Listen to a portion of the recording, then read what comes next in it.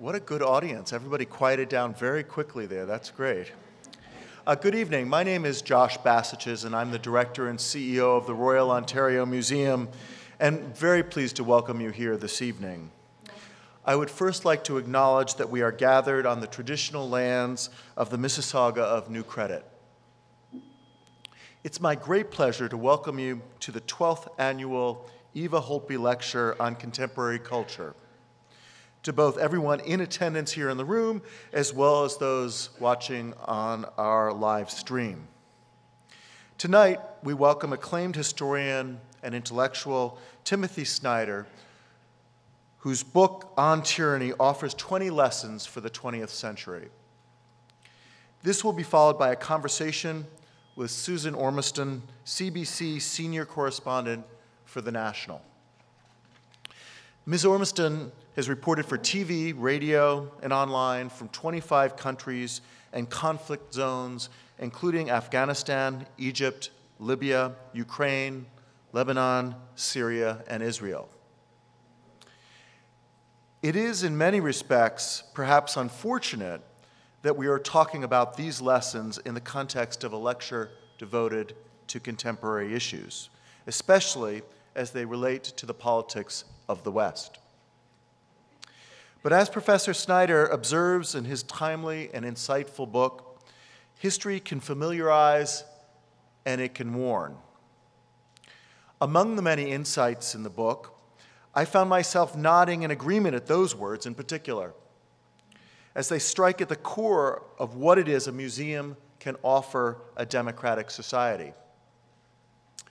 In our exhibitions and in talks such as tonight's, we are able to connect our audiences with the stories, ideas, and people shaping our world and culture today. What a freedom that is, and it is one we cannot take for granted. So when I read Professor Snyder's book, I do so with no small sense of alarm. We do not have to look far locally, nationally, globally, and indeed in my native United States, to see fears of censorship, authoritarianism, and the blurring of public and private life turn into reality. But I also read on tyranny with a sense of privilege and duty for the future and the vital role the ROM can play in protecting our democratic ideals. And in reminding us all, as Professor Snyder writes, that institutions help us to preserve decency and that to abandon facts is to abandon freedom. It is with the spirit of these words that the ROM holds events such as these and opens exhibitions such as the Evidence Room, which is currently on display on the ROM's third floor. At its essence, the Evidence Room's most powerful message rests in truth. Undeniable, forensic, architectural evidence that Hitler's nationalist socialist government, the Nazis, designed and carried out the murder of over 1 million Jews in Auschwitz-Birkenau during the Holocaust. Many of us would take this truth for granted and as incontrovertible. But in this age, one marked by an ecosystem of facts and alternate facts, we're reminded that institutions such as the ROM can and must play a vital role in shining a light on this monumental atrocity so that a story so familiar to older generations lives on in the minds of the new. And for the ROM, the ability to lay out this exhibition alongside others that highlight entirely different eras and fields of study is especially vital. Tomorrow, for example, we open an exhibition that examines the role that Christian Dior played in revitalizing fashion in the 10 years following the Second World War. And from the ROM's millions of objects, we're able to simultaneously examine and explore contemporary art, indigenous culture, blue whales, and of course dinosaurs. What do all these have in common? At once, nothing and everything. They allow us to see, during one of the most divisive political eras in recent memory, a beam of light that runs through it all, one that shines through our past and reveals to us one possible pathway in which we are free to gain new perspectives, to agree and to disagree. to gather as freely as we are tonight.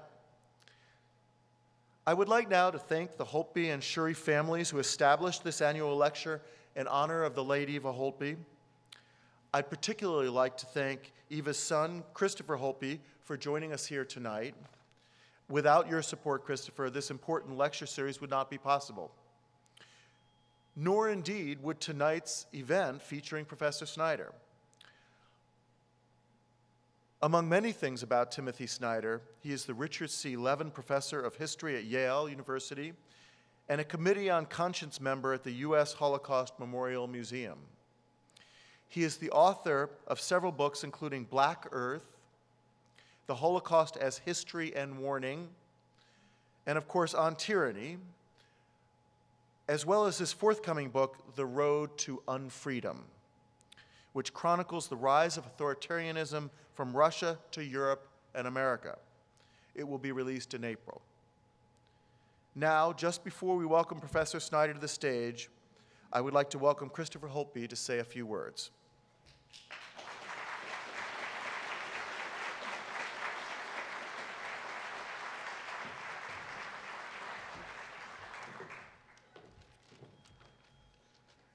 Thank you all so much for coming. My mom just would have been pleased as punch.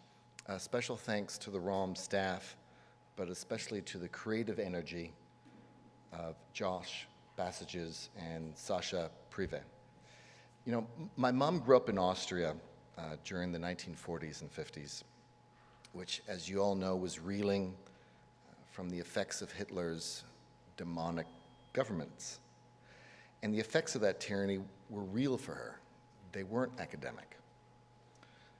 The way I look at it is any aging society, like we have in Canada or America, the rules of law and civility are really the first to begin melting away. But the best part is we have choices to slow that process down.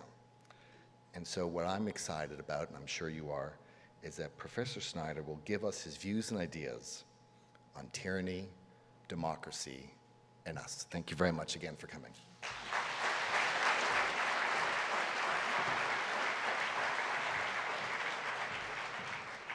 Thank you, Christopher, and I'd now like to invite Timothy up to the stage.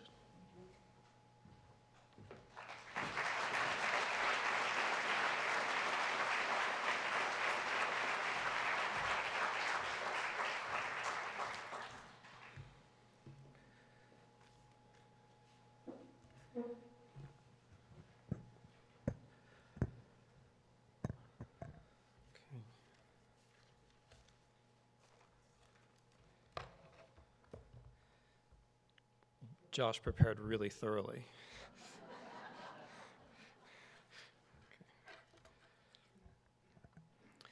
So, thank you all very much for being here. I look forward to speaking to you for the next half an hour or so about modern tyranny. It is an extraordinary pleasure to be in this room, in this building. I was first here, I can't resist saying, about 40 years ago for the King Tut exhibition, right? Yeah. Which was extraordinary. The exhibition and the rotunda, the museum as a whole made an impression on me, and I'm sure had something to do with the fact that I became a historian. In that sense, there is a loop between then and now. And I think very kindly always on Toronto, because at the time I was about as old as my younger child is now. And my younger brother, who was then about the age of my younger child, left his wallet in a sandbox in a Toronto public park. And you know what happens next. A nice Canadian found it, saw that there was an address written in it, and mailed it back to us. So that when we returned to our suburban Ohio house, the wallet was already there. So Canada, that's the first impression Canada made. I want to also thank in advance Wendy for her role in making this conversation accessible to others. Et je tiens aussi à remercier les Canadiens francophones pour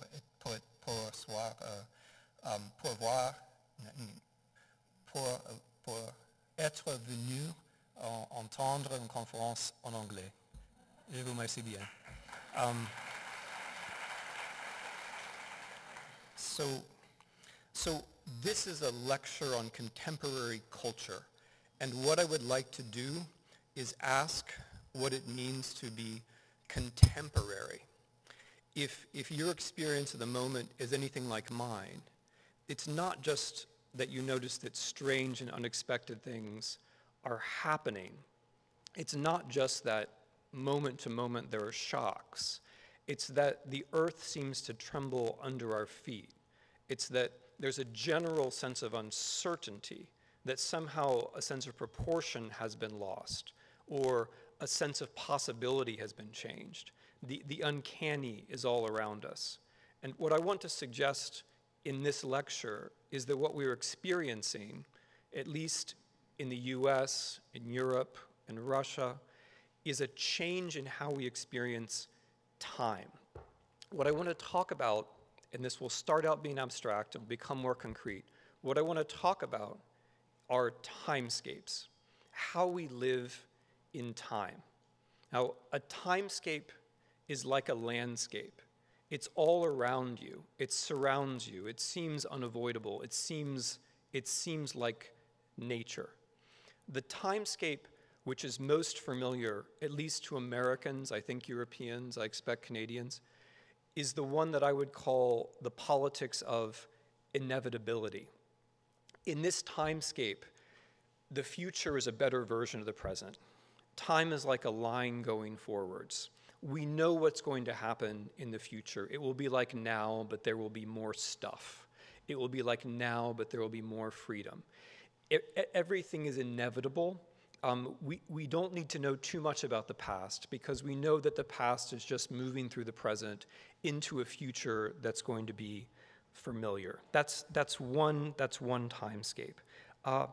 Another kind of timescape is what I would call the politics of eternity. Now, in the politics of eternity, time is not a line going forward to a better future. In the politics of eternity, time is a cycle. Things come around over and over and over again. And in fact, it's always the same thing that comes around over and over again, which is the malicious enemy from the outside is attacking the innocent nation on the inside. That happens over and over and over again. Now, what I want to suggest is that we are moving from one to the other. The reason why the present moment seems so strange is that time is changing. The sense of assurance that the future was known and would be like the present but better is giving way, I think, for a lot of people in North America and also in Europe to a sense that actually it's the same thing happening over and over and over again. We're shifting from a sense of progress, to put it in one word, to a sense of doom. Now, I am now watching you, watching me on the big screen, and I have to say I find that slightly uncanny. Thank you for making eye contact. Hi, okay. No, it's strange, like because I'm trying to make eye contact with them, and they're making eye contact with me, but on that screen, and we could do this dance all night long. Hey, okay. So what I want to suggest is that we're switching from a sense of progress to a sense of doom, and that this explains why it's not just that everything is strange, but that we no longer seem to know what the boundaries are. There seems to be a sense of boundlessness, that it's not just that odd things are happening, but that anything could happen, and we're not quite sure how to interpret it or what's possible, what's not possible. And before I get into the specifics of this, I just want to say generally how progress gives way to doom, or how being in a sense of inevitability or raising children in a sense of inevitability can create the conditions for shifting to a sense of doom, to a sense of eternity. One of them is that inevitability clears out the facts of the past. This has certainly happened in the United States in the last 25 years. If you know what the future is going to be, then the details of the past are suddenly less important, because all of the facts of the past or the facts of the present, they're just grist for this historical mill which is producing a future that we already know. And so we don't really have to pay attention to the details, sort them out for ourselves. We might as well forget them.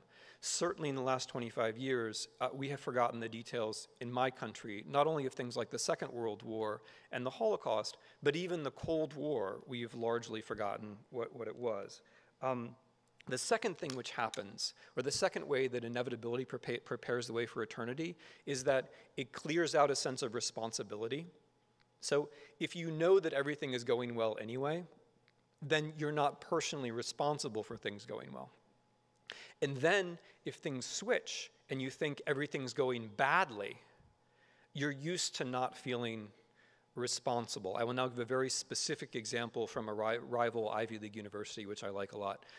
When I was talking about my book on tyranny at Harvard a year ago almost, it was one of the first talks about it, there were some students in the crowd who were looking at their watches, and I said, "What are you looking at your watches for?" And they said, "Well, the interviews for Goldman Sachs are this evening." And I said, "Okay, let me explain inevitability and eternity to you now in one sentence. Up until November, you guys thought everything is going great, and so I can work on Wall Street. And now you think everything's going badly, so I can work on Wall Street." And they're like, "Yeah, that's it. That's what I'm talking about. That's the thing." The final way that inevitability clears the way for eternity, and this has been really marked in the US, is that if you don't think anything new can happen, if you think history is just moving through the present to a better future, when something new does happen, you don't notice. You deny it. You say that it's not really happening. And because I'm in Canada, there'll be a lot of making fun of Americans.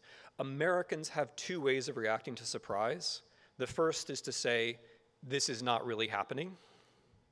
And the second is to say, nothing like this has ever happened to anyone before in the history of the world.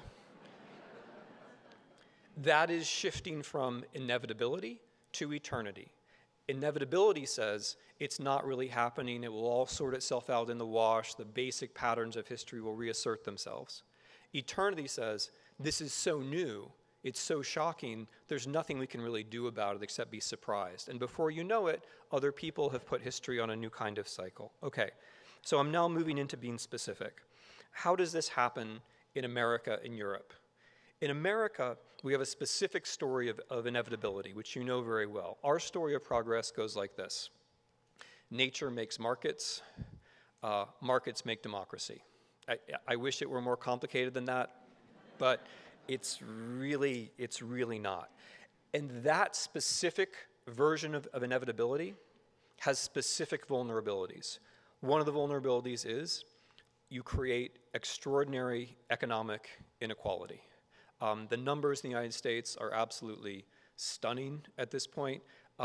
One way to look at it is that we are approaching Russian levels of inequality. Another way of looking at it is that our levels of inequality now are about the same as they were in 1929. A second vulnerability is that if you think that the market sorts everything out, you underinvest in social insurance, so you don't have a proper welfare state. In the United States, the most dramatic symptom of that is our opioid crisis, which is far more dramatic, I think, than it's possible to see unless you have physical contact with it, which most Americans now do. Mentioning opioids at a dinner table at the United States is now like mentioning cancer at the dinner table. That is to say, almost everybody knows someone who has died, or almost everybody knows someone who is an addict at this point. It's been dramatic. But opioids are crucial here because first, they change your sense of time, right? They slow you down. It's a dramatic example of inequality in general. The problem with inequality is that it creates social immobility. You can no longer believe that time is moving forward. This is how inevitability becomes eternity. You no longer believe in a future. In America, if you were born in America in 1945, your chances of living better than your parents were 90%. If you were born in America in 1980, your chances are 50%, and only going downward. The opioid epidemic is just a dramatic acceleration of that. If you're an opioid addict, it's not just that you're poor, it's that your sense of time is already looping around. You've already lost your sense of possibility. The third vulnerability of our story of inevitability is that we think that all technology is good, communications technologies in particular can only enlighten us. And so we spend 11 hours a day in front of screens. I am quite sure that if we spent 10 hours a day instead of 11 hours a day in front of screens, there would have been a different outcome in our presidential elections. No, that's not, I mean, I'm perfectly serious about that, or opioids for that matter. In the places where Mr. Trump performed radically better than other Republicans in the past are precisely the counties in American states which have opioid crises, which is worth thinking about. So what I'm trying to say is that our inevitability breaks down in specific ways, which creates openings for stories of eternity, like, for example, Mr. Trump's campaign, which is to make America great again. Mr. Trump's campaign was the politics of eternity in a perfect form. No policy prescriptions at all, but a promise of looping around back to the past. The European story of inevitability is different. The European story is the fable of the wise nation. Now, when I'm in America, I usually make fun of the Europeans a lot, and when I'm in Europe, I make fun of the Americans a lot. And now that I'm here in Canada, I'm going to try to keep it 50-50, right? So the European story of inevitability goes like this. I call it the fable of the wise nation. The European story of inevitability says, there are European nations, they have always been around, they had experience in the 20th century. In particular, they learned from the Second World War that war is a bad thing. Therefore, they decided to cooperate one with the other, and now we have European integration. That is what most Europeans think in some version or another, and it is totally false in every historical particular. There have not been European nations for that long. They did not learn from the Second World War that war was a bad thing, most of them. And this is most of the time, you could just humor the Europeans and say, oh yes, that's nice, we have our own stories. But right now, you can't, because right now, this story of inevitability becomes a vulnerability. How? Here's how. What actually happened in Europe was modern history in Europe was a history of empire. Empires broke down. As empires broke down, the metropoles of empires started forming this thing called the European Union. Later on, the fragments of the Soviet Empire joined in this project.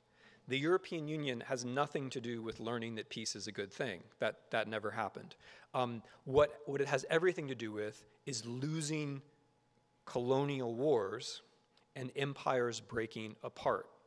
The fable of the wise nation, the story that Europeans tell themselves about how there were always nations and the nations got smarter all the time, that particular story is the way that they hide the truth from themselves, right? The nation is a kind of lubricant. It allows Europeans not to see what actually happened. Why is this so important? Because the vulnerability of that story is this.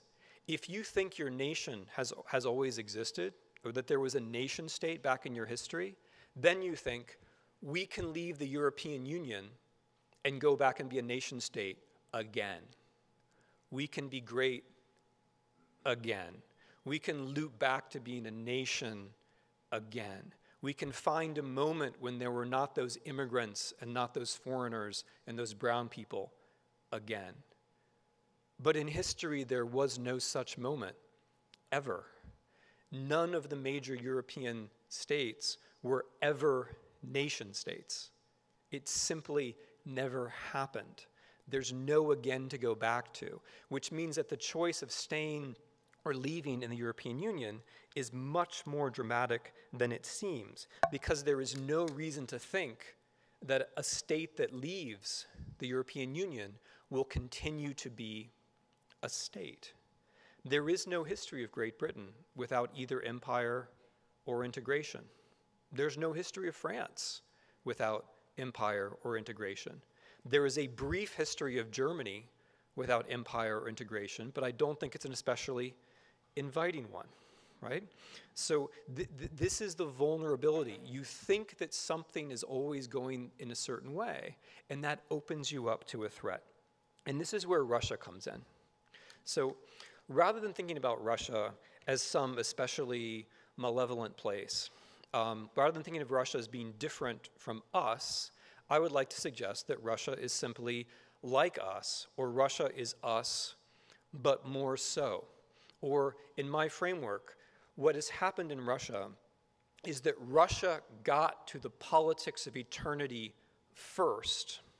And what Russia is now doing in its foreign policy is exporting the politics of eternity outward to Europe, outward to North America. How does this work, or why does this work? Why does this make sense? Well, the things that we see in Russia in the 1990s and 2000s are, first, you have the consolidation of an oligarchy. That is to say, a state where the wealth and the power are concentrated in relatively few hands and held at the very top, and it's the same people who have the wealth as who have the power. That's Russia today. Second, you have very effective media with very high production standards. So, I mean, sometimes to amuse myself, I switch back and forth between Первый канал and Fox. And I think, like, wow, Fox, you are really playing in the junior division here, like over there, and, Russian Channel 1, like that's where you guys need to be. But the point is that Russia got to these places first. Russia got to a certain system where social advance was basically impossible for most people. Russia got to a place where the rule of law was basically impossible. And when you're the rulers, what do you then do? You find ways of explaining how politics is not about social advance for everyone together into the future, but politics is instead about a repeating cycle of enmity, right? And one way to generate that sense is, for example, to begin a campaign against the European Union, or begin a campaign against Ukraine, invade your neighbor, or begin a campaign against the United States, thereby arousing actual conflicts, which then feed the sense that politics is nothing but conflict. Now, the clever thing about all this, I would say the unbelievably intelligent thing about Russian foreign policy, and the reason why it's so important, it's not important because it's Russian. It's important because what it does is hasten tendencies that are already underway. So, I mean, in the US, we have this discussion which will not end about should we blame the Russians or is it our fault? And the answer is both, of course, both. Or to be more constructive about it, what the Russian foreign policy does is help us to see what our own weaknesses are, right? So how does this work? Well, what Russia does is that it meets the Europeans, or it meets the Americans halfway. If Europeans don't understand their own history, if they think there once were nation states, then Europeans don't understand the stakes of the debate about the European Union. The populists or the nationalists or the fascists who say, let's go back to the nation state, then become the people that Russia supports. Russia supports the Front National with money. It supports AfD in Germany on the internet. It supports the extreme right in Europe by bringing them together in conferences and legitimating them. It supports Brexit. It massively supported Brexit on the internet. So Russia pushes Europe in a way that it's tilting anyway. It pushes it perhaps over the edge, in the case of Britain, we'll see, over the edge into the unknown, because of course the truth is, we don't know what will happen to Britain without the European Union. There's never been a British nation state. We don't know what will happen to any of these places without the European Union. What we can be pretty sure of, though, is that if these places fragment, if the European Union fragments, Europe then becomes a bit more like Russia. And that is the whole idea. Or to be more specific about it, if Great Britain leaves the European Union, one thing we can be pretty sure of is that it will be more rather than less open to the influence of, pick your hypercapitalism, Russian, Chinese, American hypercapitalism. It will become more unequal than it is now. It will become less able to defend itself than it is now, and so on and so forth. Okay, what about the Americans?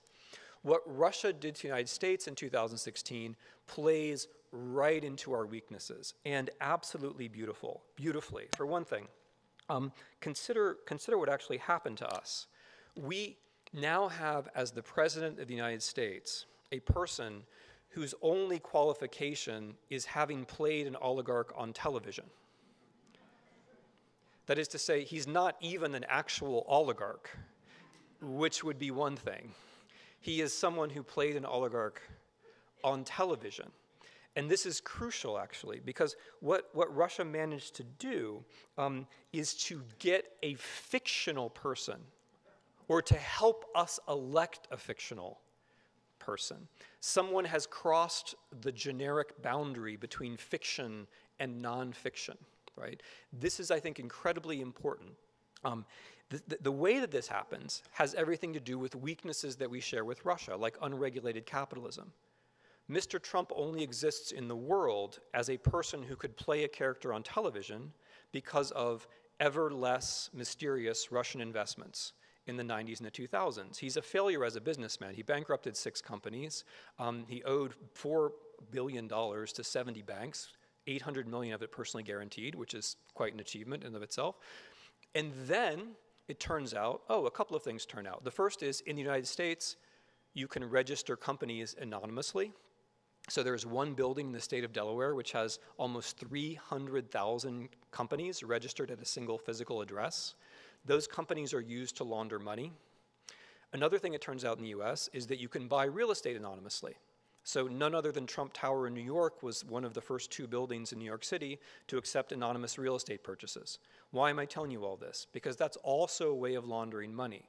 And by mechanisms like that, Mr. Trump, with the help of Russian investors, managed to survive, right? That is how the fictional character Donald Trump, successful businessman, was created, thanks to our own highly unregulated capitalism. And then how is he delivered to us, this fictional character? By way of those 11 hours a day in front of the screen, by way of the internet. Mr. Trump is effectively a cyber weapon, and the delivery method was, that fictional character is a cyber weapon, and the delivery method is Facebook, Google, Instagram, Twitter, right? The things that we take as our own. And the amazing thing, the striking thing that I found talking to Americans last fall, and this is where this becomes not just theoretical, but I think quite real and maybe a little frightening, is that when you talk to actual Americans about why they were voting for Mr. Trump, the things that they said were very often the things which originated in Russia. When I live mentally in Eastern Europe, but I come from the middle of the United States, and when I went to where I live mentally to where I come from, I heard the same things. And you could talk to Americans till the cows came home about how there was Russian propaganda and Russian intervention. I'm talking about a year ago. You could talk to them till the cows, that means for a long time, right? In case you're a city person? Okay. You could talk to them for a long time about how there was Russian intervention, and it wasn't an issue for them because the thing that I was calling Russian intervention, they regarded as themselves. They had taken it in. It had reached them through the internet in a way which seemed like them. So this is about vulnerability. So what does this mean? What does this then look like in practice? What the politics of eternity looks like in practice are historical loops back in time. Russia loops back to 1941 or 1945, the Great Fatherland War. It's legitimate for Russia to do anything forever because the Soviet Union, won the Great Fatherland War. It's legitimate for Russia to invade Ukraine in 2014 because of the Great Fatherland War.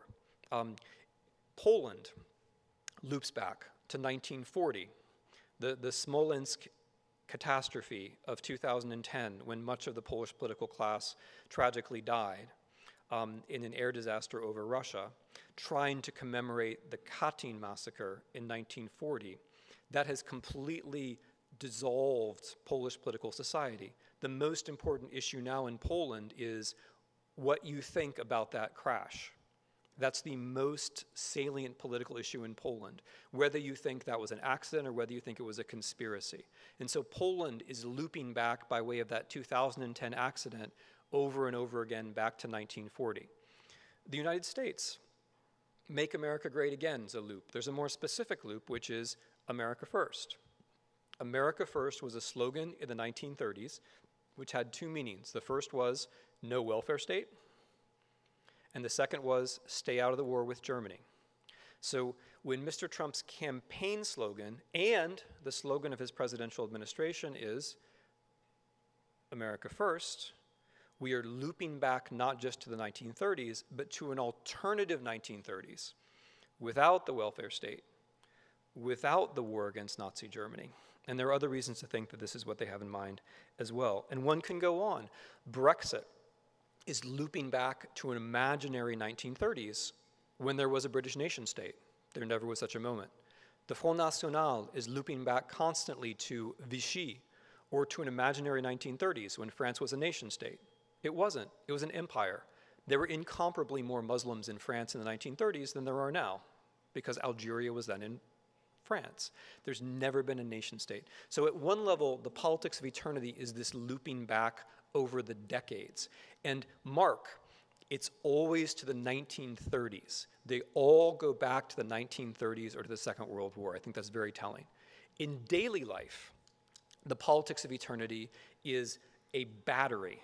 News cycle by news cycle, moment by moment, the way the politics of eternity functions is it overwhelms you with talk about the enemy abroad or the enemy at home, so that you're outraged or maybe you feel triumphant all the time. Instead of being able to do anything, you constantly feel outraged or you feel triumphant because, I'll just be American for a minute, because the president has said that Puerto Ricans aren't Americans. Even though they pay taxes, they shouldn't get our taxes in return, or because the president has referred to African Americans as sons of bitches, or because the president has taken the domestic terrorism office and renamed it Islamic, even though most of our terrorism is in fact not Islamic, but domestic.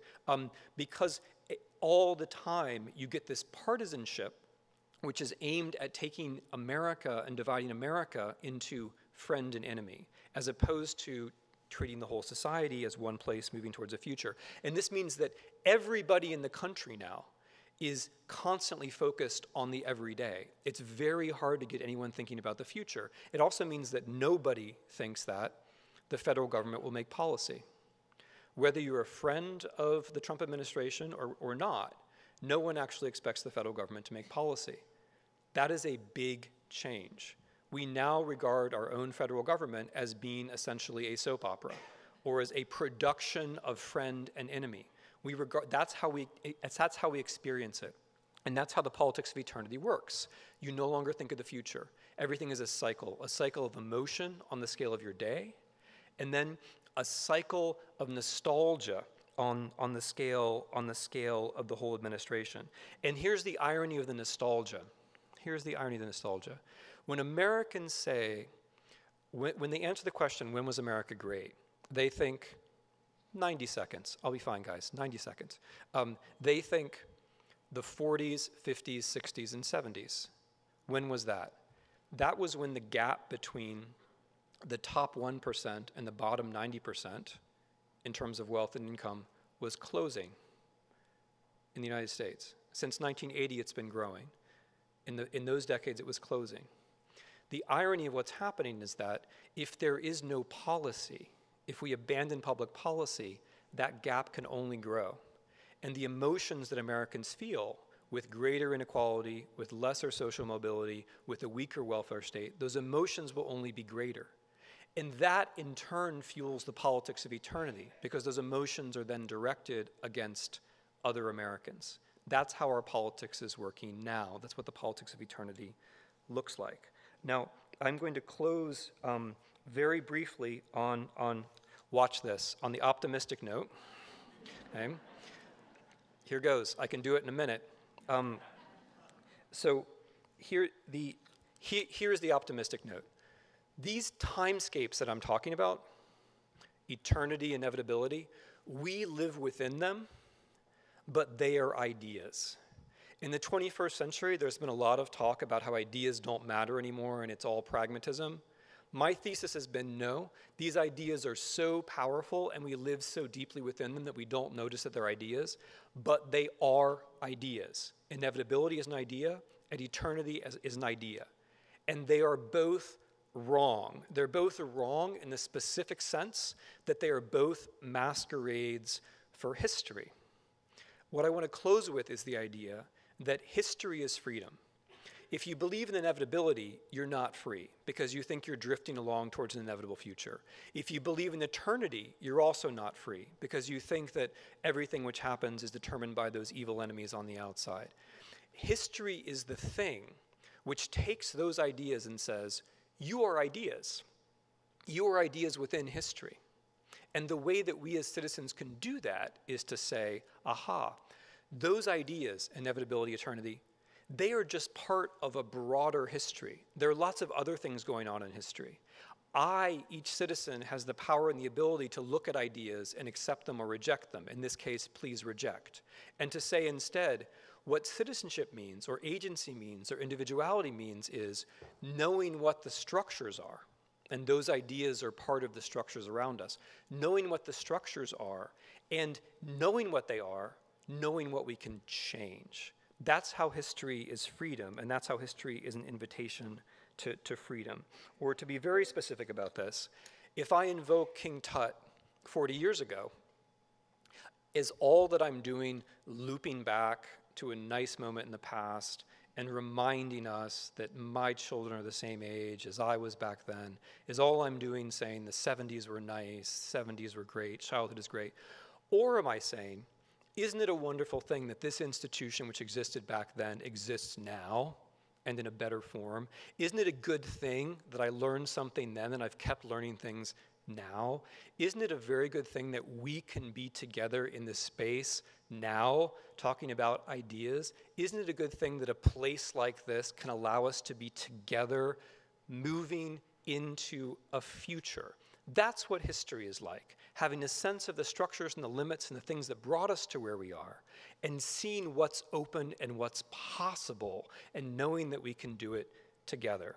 Thank you.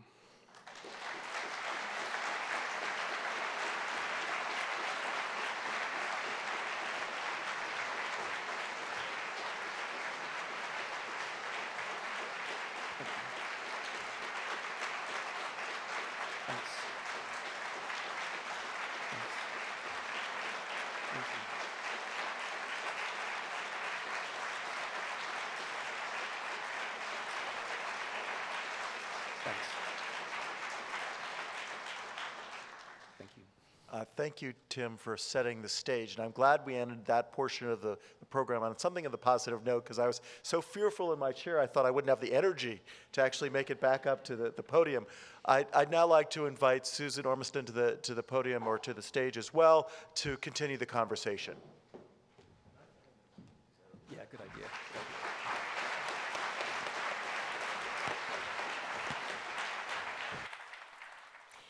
Thank you, and thank you for coming out tonight. It's absolutely fantastic to see so many of you here tonight. I'd also like to thank Josh, Sasha, and Christopher for inviting me. I have a different history of the ROM. I have 2 sons, and when they were small, I became an expert in dinosaurs. We came here a lot, and actually my toddler was lost here in the company of my husband once and roared around here looking for a parent to adopt him. So the ROM has been very much part of our lives as well. I am so glad you ended on that optimistic note, because I too was feeling a little bit demoralized maybe by the politics of our time. But you know, Tim, sitting here, we all seem so comfortable, as if the worst things in history are behind us. Are we being seduced into thinking that democracy for us is unassailable?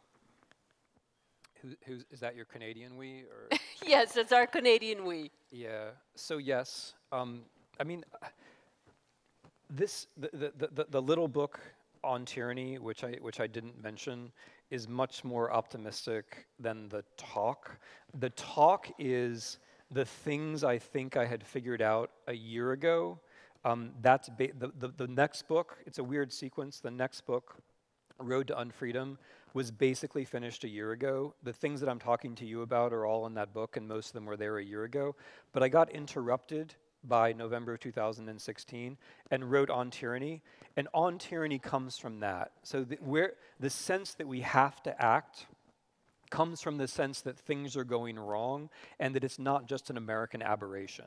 It is very easy to get a laugh from a European crowd or a Canadian crowd, although I didn't try that hard, by pointing out the queer things about the United States, the odd things about the United States, because it's so easy to make the move of thinking, well, in other places, there might be a problem, but we're exceptional, right? So I don't know Canadian exceptionalism well enough to make fun of it, but if I did, I would. All exceptionalisms are wrong. All exceptionalisms are traps. One of the reasons why America is where it is American exceptionalism, our notion that just axiomatically we're a democracy, and therefore, even if we have unlimited money in politics, and even if we have a one-party system in some of the states, and even if we have these horribly gerrymandered districts, we're still a democracy. So no, I would say that democracy is something that every generation wins for itself. And one of the things I worry about is that the younger generation doesn't care enough. And I particularly think, I wrote this book for people who were young, and then the interesting thing is that their grandparents, the first thing that happened was their grandparents bought it for them, and then the second thing that happened was their parents bought it for them, and then a year into it now, we're getting the kids buying the book for themselves. And that's because I will echo that I will buy this for my sons this holiday season, because it's a clarion call for citizens with 20 directives, 20 lessons from the 20th century, 20 directives on how to be a citizen today. And I want to talk about some of those lessons.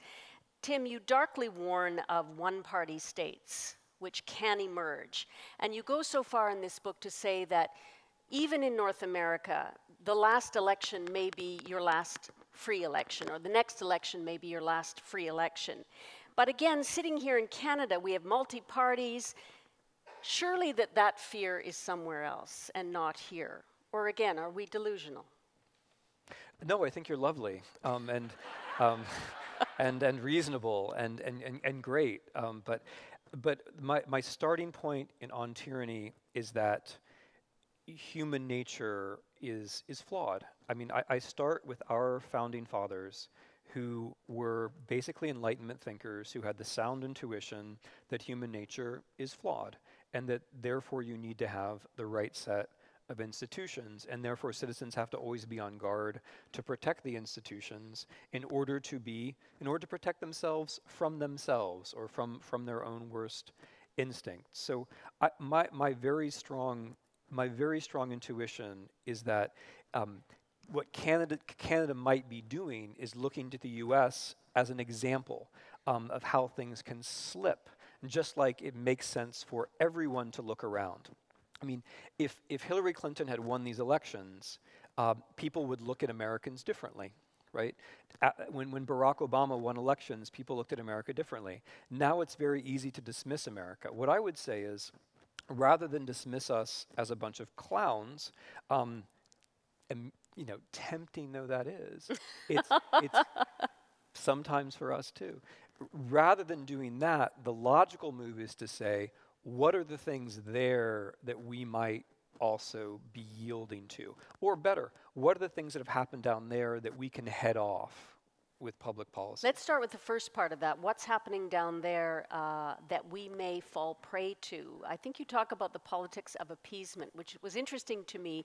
The idea that some of these things happening in the United States could come north without us even knowing. What do we have to be on guard for? Well, to repeat just a little bit, exceptionalism is a tremendous problem. At the moment that you say this can't happen to us because we're us, you're making it much more likely that it will happen. Because the things that stop it from happening are not your identity, but your institutions. It's not who you think you are, but it's the restraints that you've managed to put upon yourselves. So exceptionalism is itself a very big problem. So that very impulse, that it can't happen because we're Canada. I mean, that's exactly what Americans said in November of 16.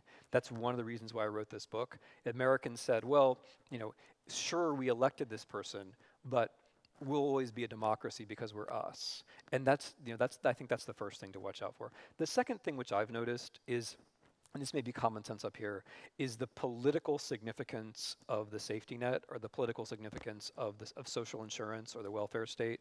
It just is the case that where I'm from in America, there is staggering inequality. And that inequality really does mean that people give up on democracy and they treat their vote as a kind of gesture. It's not about the future. They don't believe in policy. It's just a kind of gesture. And when you get to that point, then you have electoral outcomes that can make things much worse. And related to that, something to watch out for in Canada, you're not where we are, of course, is the inequality in general. Those would be the things that, and then the final thing though is the transnational character of all of this. So if you look at the map of, if you look at the symbolic battlefield of the United States, the Confederate flag is very much back, and that's not innocent at all. The Confederate flag, it basically means we like slavery. And then if you look at the flag of the little pseudo-state that was established in southeastern Ukraine called Novorossiya, they used the Confederate flag. Mm-hmm. This is very striking to me. The symbolism and the practices of the extreme right are copied. There is a kind of brown international, there's a kind of far right international. And so one has to be very careful that whatever your far right or your fringe is, you have to watch to see what they're learning from other people in other countries. It used to be the left was international. Now the right is international. That's something to watch out for. Lesson number 4 in this book, and I say this not lightly because it really is a step-by-step guide on what to do now in these times. Lesson number 4 is about symbols. You write that the face of what we believe is extremely important. We need to guard against bad symbols, and we need to come out and erase them, not to forget that. Tell me more about that. Well, I'm gonna start answering that question just by first mentioning what lesson number 1 is, because lesson number 1.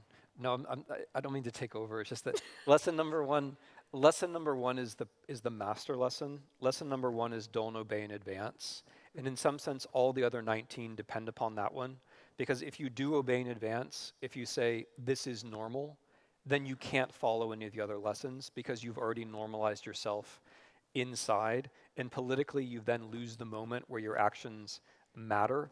So in a way, all the other lessons. And tell us about the moment in history that you ground that on, because it's very interesting. Yeah. So number 1 and number 4, don't obey in advance and care about the face of the world. They both come from 1933. They both come from Hitler's takeover of power in Nazi Germany. We have a tendency to look at 1933 and imagine Hitler was some kind of supervillain. He arrived on the stage fully clothed in his powers of evil. Or maybe we think the Germans were so very different from us. They had all these flaws. They deserved it. The real lesson of 1933 is that people gave away their political power without realizing they were doing so. People consented in ways that they didn't realize they were consenting. That even when there's not an election, if you look away from your neighbor, or, this is lesson 4, care about the face of the world, if you look away from the swastika on the wall, you're consenting. You're helping that to become normal. And what we've learned from 1933 is that symbolism, what the world around us looks like, matters enormously. The conversation that we are having is possible in part because of the beautiful room that we're in. If there are swastikas on rubble, right, that also affects how people see the world. And also, it's like a lot of the other lessons, it's a relatively easy thing to do to get rid of that swastika. It's a little bit harder than walking past it, but it's still pretty easy. And if you do it, then you become that person who does something, and that begins to reinforce, that begins to form a positive cycle. Lesson number 10 is believe in truth. And we've talked about, you and I, about how some people tell me today They don't trust the media, okay? They believe in fake news. They don't really trust anybody. What's at risk in this joust for truth? Right. So I've been waiting for this moment, because this is the moment where I want to say that reporters are my heroes, and in particular, not just mine. I think that in 2017, it's the reporters, and in particular the investigative reporters, who are the most important people. There are too few of them.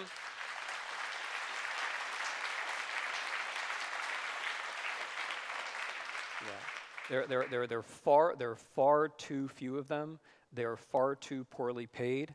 And they deserve our support. And in Canada, you have a much better system of public journalism than we do. But nevertheless, we can all as individuals support them by subscribing, right? Guilty laughter. Subscribing to the things we read, which is so cheap. For the price of lunch, you can subscribe to a newspaper for a year, right? And the other thing we can do, which is so simple, but almost none of us do it, when you're on the internet, start with a newspaper, read a story by a real journalist, and then post that thing on the internet, rather than the other way around. Rather than letting Facebook tell you what you're reading, you decide what's good, and then you post it on Facebook, and then that way you support the journalist, but you also change what's on the internet. Now, why are facts so important? Here's why. If we don't believe that there are facts, then we can't cooperate, because what are we cooperating about? If we don't believe in facts, we can't communicate, because what are we communicating about? If there aren't facts, then the public sphere just becomes spectacle. And then the people who are good at spectacle dominate the public sphere. So there's a logic to Donald Trump. It's not just some kind of laughable exception. There's a logic to it. When Mr. Trump came on the scene, he got roughly $2 billion of free advertisement from the mainstream American networks, because he was a good entertainer. The networks that he now criticizes publicized him massively in 2015 and early 2016 because he was an entertainer. There's a logic to this. If you know how to provide spectacle, then you're going to win. And and spectacle works very well, unfortunately, with economic inequality. People who have lots of money can provide a very good spectacle, and then they're going to win elections. The only defense against this is facts. And now the trust thing is hugely important. Once I say there are no facts, how can we trust each other at all? We can't. We might disagree about what the facts are. That's one thing. Then we can go check. But if we don't think there are facts, then you can't trust another person. And that's how 21st century authoritarianism works. That is how it works. It doesn't try to make you believe some ideology like in the last century. The way it works now is it just tries to make you disbelieve everything. Everything, right? So the authoritarian says, fine, you don't believe me, that's okay. So long as you also don't believe my opponents, you don't believe anything, you don't believe the journalists. Because if there's total distrust, you're never going to get that authoritarian out of power. So the total distrust is really damaging. And the attitude is, here's the attitude to watch out for. You think you're so smart because you're cynical about everything. But if you're cynical about everything, then you're totally naive about the person who has made you cynical about everything. Tim, we hear a lot in America now about, we see a lot of exclamation points in American discourse right now, especially from the president. Things are either great, or really bad. So it does, reduce things to good and evil. You talked about that a little bit in your lecture, but expand on that. How does that affect politics? So I'm going to go way back to the Greeks and the idea of democracy. In order to have a democracy, there has to be a people. For there to be ruled by the people, there has to be a people. We have to in some way think that we're in it together, and that when we vote, we're voting about the future. We're voting about a future that we foresee together. That's what I meant by history at the end, not knowing what's going to happen in the future, but thinking that we can make a near future by acting together. That's true. That's true, but we have to believe in history to believe in it. If a leader, and the Greeks also, like so many other things, they foresaw this. If a leader can come along and turn you against me, us against us, and break up that demos, break up that group of citizens, so that every day we're turning against one another, then there can't be democracy because there isn't a people anymore. And that level of partisanship is already unfortunately present. In the example of the United States, it is frequent now. I mean, please tell me this isn't true in Canada, but it's now the case that about a third of Republicans and a slightly smaller group of Democrats would not want their children marrying members of the other party. Wow. Right? No, it's not funny, actually. So like that used to be true of race. That's not true of race so much anymore, but it is true of parties. And a similar number thinks that members of the other party are enemies of the country as a whole, right? So when you get to that level of partisanship, where you can't see the rest of the world, and by the way, this is one of the reasons why we didn't see the Russian attack come in 2016, was that we can't process anything from the rest of the world except as being about our own partisan politics. So when something really does come from the rest of the world, we don't see it at all. But it means in domestic politics that you can't think about public policy because you're all of your energy, all of your attention is being focused on the enemy next door, and that is very consciously what Mr. Trump does. It's not an accident. It's not just his personality. It's a kind of politics. Is it deliberate? Yeah, it's absolutely deliberate. They have no intention of delivering any public policy in the normal sense of the word. I'm very happy being taped to say that because they do not want to, they will not, and they cannot. Insofar as this administration delivers public policy, it will be public policy that make these divisions even more stark than they already are. No, this is what I mean. I mean, I'm serious about all this. These aren't just words. The shift from inevitability to eternity means that you shift to a situation where you can't make policy because the timescape is the eternal present. You can't think about a future for all of us together because all we think about is how we're clashing right now, either among ourselves or with somebody else on the outside. That's real. That happens. It's happening. Well, we certainly feel it with the seemingly day after day crisis in American politics and the churn of this particular administration.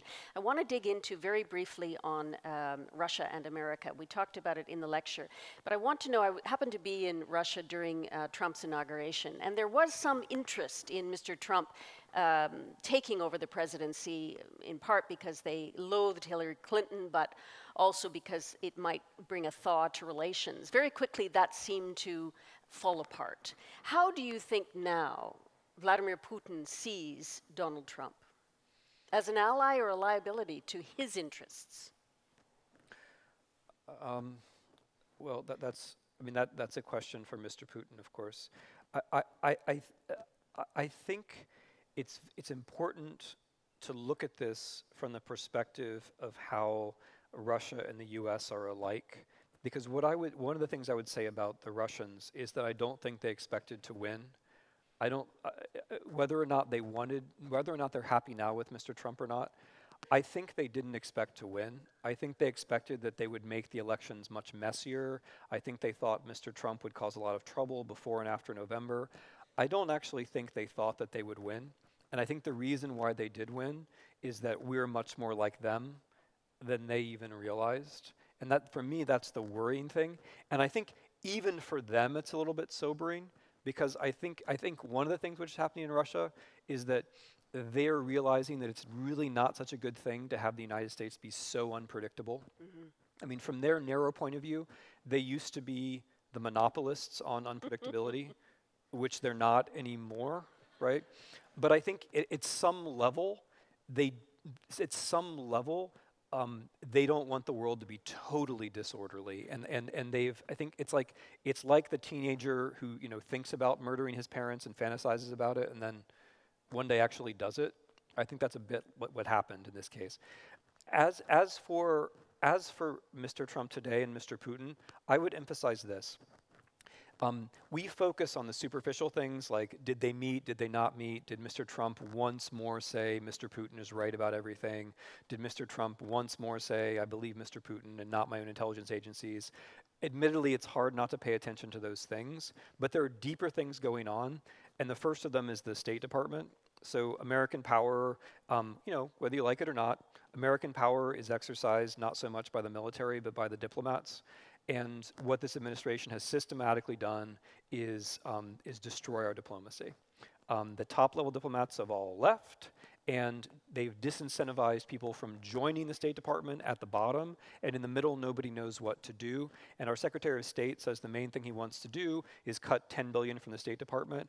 There are plenty of places in the US government where you can cut $10 billion without it being noticed, but the State Department is not one of those places. The second way that we are massively implementing Russian foreign policy is hydrocarbons. So the way that the Russian state exists is because of natural gas and secondarily oil. The United States, which has all kinds of technical and other potential for wind, fusion, alternative energy in general, is emphasizing hydrocarbons to an absurd degree. And that is Russian foreign policy, right? So in a deep way, we are doing just what the Russians want, but we don't notice the deep things. So I suspect that this administration, in a more systematic way, is helping Russia more than it might seem. Tim, we have about 4 or 5 minutes left. I want to go through two quick areas here, but I want to start by asking you how much danger we're in. Again, I go back to this idea that many of us believe that the natural checks and balances of political life in North America will redress all these problems that you speak about and stall or completely barricade any slide toward tyranny. Mm-hmm. Isn't that fair from an optimist's point of view?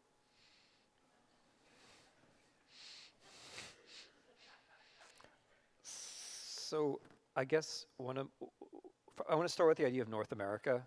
Like, it's really lovely to be included, like because when you say North America, it's like you're including the United States along with Canada as though we were one thing, and you can kind of take an average and. And of course, from the American point of view, I mean, I'm just going to stress this because it's part of this larger discussion about media and political fiction. From an American point of view, Canada doesn't exist. Mm-hmm.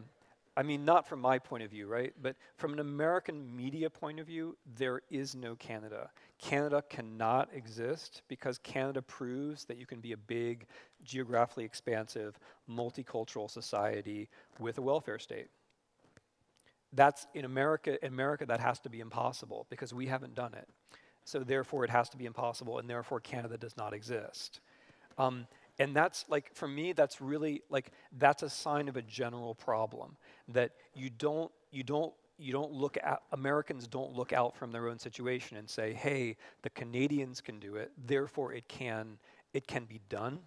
And that, by the way, I mean, this is my sort of general request to all of you, is that the Americans have to be helped to see that other things are possible than what we have. And I realize that you will, and I trust your innate sense of tact and discretion as you convey this message. That other thing, I think this is precisely the challenge to your tact and discretion that you need, is to explain to Americans that other things are possible than what Americans have now. Okay, but as to the question, what I think, look, I generally think that democracy is very hard. I think that it's a matter often of good luck that we take that we then reprocess as wisdom. I think in the U.S., we were lucky with Lincoln, we were lucky with Roosevelt, and now we're just not that lucky. And then the question becomes, can the demos actually do democracy when you just happen to be unlucky? The institutions, I believe very strongly in institutions, but I believe the institutions are as strong as we make them.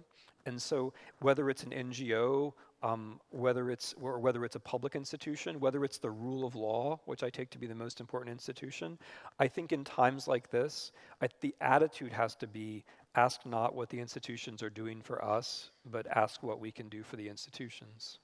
And finally, your book is incredibly timed, really. as I said, a guide, a how-to be a citizen today. But you said to me earlier that you wished you could go back to the pure history, to be a history professor again, and not a doomsayer. That was not a direct quote. You also don't think that you're going to be given that opportunity. So forecast a little bit for us in the future, in the last minute we have. What does the road to unfreedom look like? What I'm concerned about is this thing that I call the politics of eternity, where because of inequality, because of media centralization, because of too much time on an internet where our own opinions are reconfirmed over and over again, we get to a place where democracy ceases to function. In the U.S., the way that this looks is that you get to a place where the one-party state is tempting because the party that's in power is not actually offering public policy. I would like for both parties to offer public policy. I would like for there to be democratic competition over public policy and not suppression of the vote, which unfortunately is a tendency in the United States right now. So the way that the road to unfreedom looks is, and the reason I use the word unfreedom is that you don't notice that you're losing your freedom because there's no ideologue who comes along and says, I'm a tyrant. There's no ideologue who comes along and says, I'm a communist or I'm a fascist. There are these trends which are present and which are also international. And they creep up on you and creep into you. And then before you know it, you're taking part in an election which isn't actually meaningful. If you're in Ohio or if you're in North Carolina, you're already taking part in elections which are edging towards being not meaningful, unfortunately. That's the case. So that's what the road to unfreedom is, a road. It's not clearly marked. You don't know when you're crossing. You don't know when you've crossed the point where you can't cross back again. But all I'm trying to do is to say, look, this road has banks, right? It has the right side, it has the left side. We're now looking down it. Maybe we should go some other way, right? Maybe we should use what we know about history to think about the new things that we could do. Because the tiresome thing about unfreedom is that it's not really promising anything. It's not even really promising anything. It's just appealing to our worst instincts. It's giving us more of the same. It's appealing to our worst instincts. And then at a certain point, the institutions will snap. That's not a prophecy. That's just a sense of how I think things will look. Because history is open. History is open. And in moments like this, when the rules of the game are at stake, actually we have more influence than at other times. But that's only true if we realize that we have more influence than at other times. So the other thing that I see in America is an awful lot of really interesting people doing new and interesting things in politics. So, I mean, when I say how things can go wrong, that's not my doomsaying, that's not a prophecy. It's just my attempt to say, this is the structure. And within this structure, we have freedom. And once we see that, then we can decide how we're going to use that freedom. Once we choose to make a choice, then we can actually change things. Tim Snyder, thank you so much. This is a directive for action.